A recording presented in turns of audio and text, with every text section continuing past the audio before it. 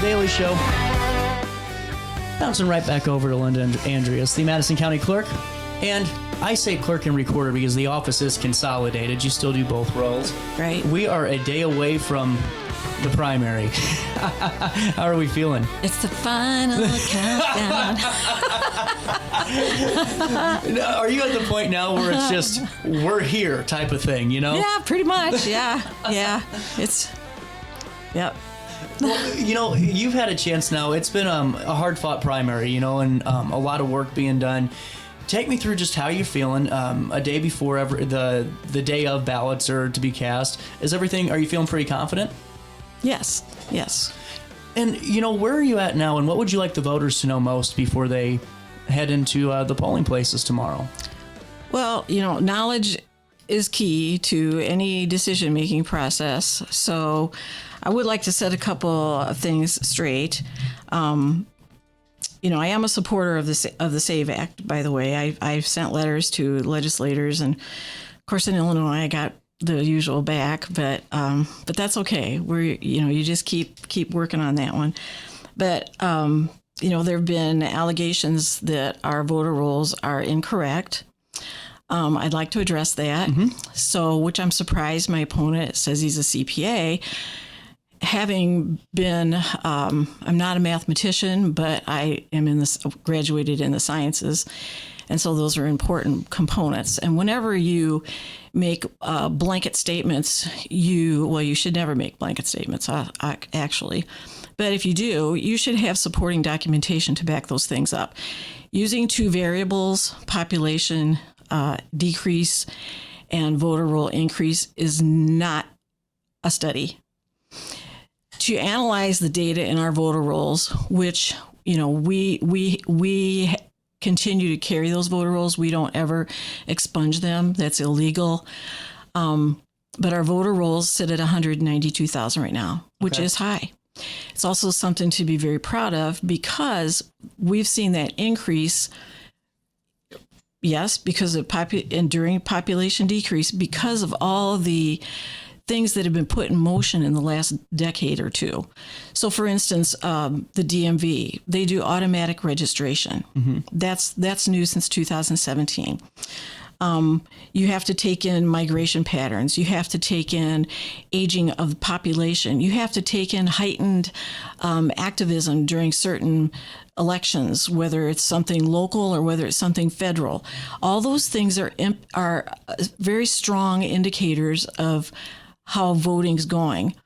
And before I ever campaigned the first time, I thought, why are people not more engaged? We are getting more engagement. This is a good thing, mm-hmm. You know. Now, hopefully it's not just a piece of paper. You don't just register, you use it, you go out and vote, which we'd like to see more during the primary. We'd like to see more during consolidated. People tend to vote during presidentials.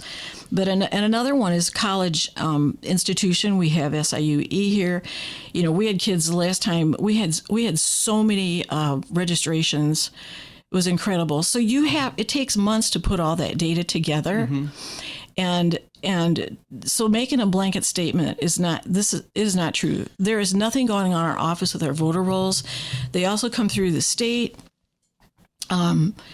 You know, they're correct. We'd be in some big trouble if they were not. And that's what I was going to ask you. And you make very good points to that, you know, with the college and the different requirements, because I don't know the data analysis that goes into it. And that's why, you know, I don't make a stand or statement on these things. I like to, you know, hear about them from the prospective candidates. But in your opinion, and where your position is, the voter rolls look good and look complacent, correct? Yes, they're complete, and mm-hmm. they're always changing.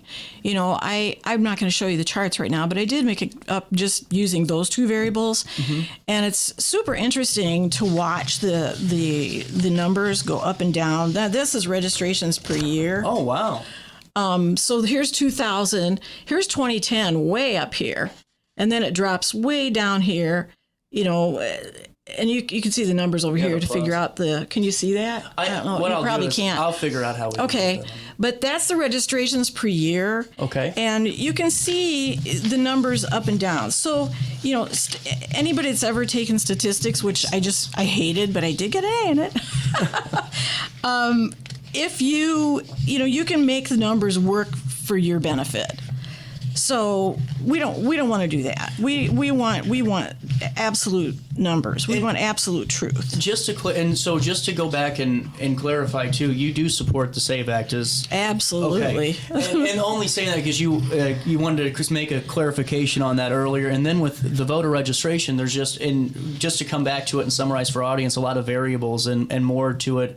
And what you're telling us more to it than just the population decreases and the voter registration database, correct? Right. That's only two variables. You have to consider all the variables. What are you hearing now in the last couple of days of the primary? Is it more of in lines with, questions about, we heard about voter registration could be out of whack, or is it more about the work that you're looking to do? Have you been able to stay in your platform a bit of what you want to continue to do, or has it been kind of going back and getting your thoughts across on this matter? Right now, honestly, CJ, because we have early voting and the vote by mail started early February, we're pretty much consumed with all that. I bet. Yeah. And we've had new technology in our office this past few months, and so it's really busy and really concentrated. So I haven't, people mostly are either listening to this side or this side. Yeah. What do you have to say? And that's bottom line. Well, and that's as we go into that, because we are a day away from tomorrow, and it's going to be interesting in your position. It has been because you're managing all of the election processes and you're running, for re-election. So I'm sure you still have to keep your job. Exactly. Right there in the forefront. When everything happens tomorrow, what do you hope for the outcome to be? And I don't mean, yes, you win, and I know that's what you want it to be, but do you want it to be where, people right away can see that, data's coming in and that, there's no, because you always get those, why did it take so long for the updates to come in? And I only ask you that because we get those questions every 2 years here. So the polls close at 7:00. So then the judges have a whole protocol they have to follow to get everything correct. And, there's a certain way to shut down the machine. It can take about up to an hour at least to get all that done. And these are long days for people. They come in at 5:00 in the morning. Mm-hmm. Okay. So they've got, we did training all last week. A lot of these they're well-seasoned judges. We have a few new ones. Mm-hmm. Of course, we put those in with the seasoned ones. And we also have used it before. On our website is election night reporting, and that's a new vendor that we started this past year or so. It's excellent. So you'll see results the minute they start coming in. Fantastic. And now, if everything goes well for you tomorrow, you win the primary, what are you looking to continue to do as county clerk? Well, I actually I have a list of things that I want to do, and unfortunately, they're not really high techy, but they're going to be bringing more transparency to our office. So I'm going to continue fine tuning what we've already built on, because we do have some reporting things that we're working on. But we did start a text communication, and I mentioned that the last time I was here. That outreach, that's still in kind of a little developmental stage. I think people are maybe a little confused on some parts of it. We'll work that out, but that's meant to be a good thing to communicate with people, because everybody has their cell phones. But I want to expand public education. So, for instance, one of the other things my opponent talks about is the tax levies, and that they're messed up, and that we're doing something wrong in our office. First and foremost, I'd like to say, if there was something nefarious going on in our office, I'd probably be behind bars, because we have a huge checks and balance system, not just in our office, but in our county. So you've got the auditor's office, you've got our office, you've got the treasurer's office, and the assessor's office. We all commingle, and there's law that guides all these decisions for assessments and property taxes. I have nothing to do with property taxes. I was told that I would when I first ran the first time, and I argued that point, but I was told back then, just say that you'll lower taxes. That's how you win. That's a horrible thing, and I wish that never had happened to me. But I am the eyes on the levies, but here's how the levies work. There's a software program called DevNet. The entire state uses this software. the districts give you how much money they want. It's like you're asking your parents, well, I'd like, $100. And they're like, well, we'll think about this, right? Well, we don't really think about it. We just put in this software that's already set up, does all the calculations. Then we spit it out. When that's done and that goes to the state and gets signed, and we get our multiplier that says whether they'll have a little room or down. If it ends up going over the treasurer's office, what you see on those tax computations on our website is never the amount they actually get. Now, I said one more thing. There's a rounding piece in DevNet that goes 0.222217. In DevNet across the state, that decision was made decades ago that figure is rounded up. If you did that in school, your teacher would say, oh, that's wrong, because 2.17, the 17 would round up or round down to the 1. But in DevNet, that decision was made a long time ago, and it's just because it's an allowance for some wiggle room when we're doing these extensions. But the bottom line is these districts, you don't know what that district gets until like a year or two later after it goes through the treasurer's office and they cut the checks to them. So we don't do anything in our office with tax levies except calculate them through a software package. Wow, that's interesting. Yes, it is. So the other thing that I want to do is our property fraud alert. That's continuing to grow. That was 8% when I took it over. It's 41% right now of homeowners are in that program.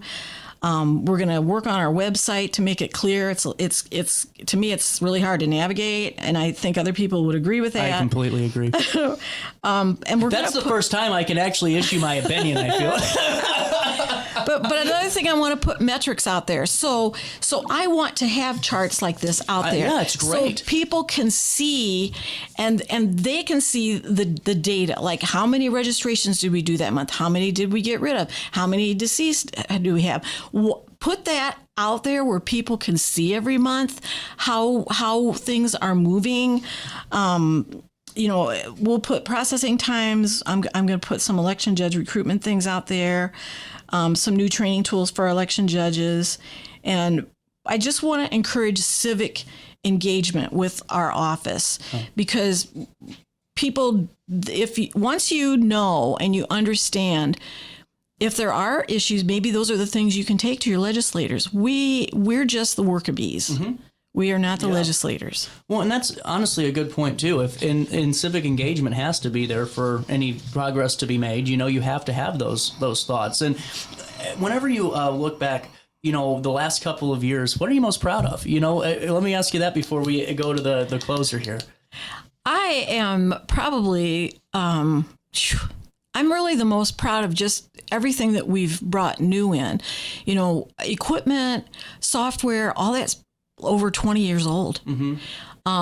I actually did not know that I'd be stepping into like a perfect storm. But I feel like now that I was the right person for the right job.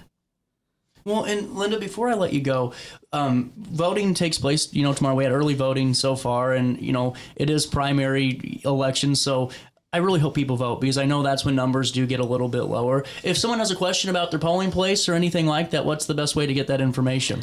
You can find it. You can find it on the website. If you go to voter services and you type your name and your address, and it'll pull up all your information. You should have got your voter registration card. If you don't know where it is and can't find it in your wallet, or maybe your eyes aren't good and you can't read the little small print, you can go out to the website, and you can also call our office, and we'll be happy to help you. Linda, thank you so much for your time. We'll take a quick break. We're going to have this write-up for you ahead of the primary, and we'll keep you covered every step of the way through the 17th tomorrow, and stay updated on the Madison County website, too. We'll take a quick break. Our conversation with Ameren on how they prepare for these storms that came in. I mean, we had every season of the year yesterday, and we're going to find out how they managed it next.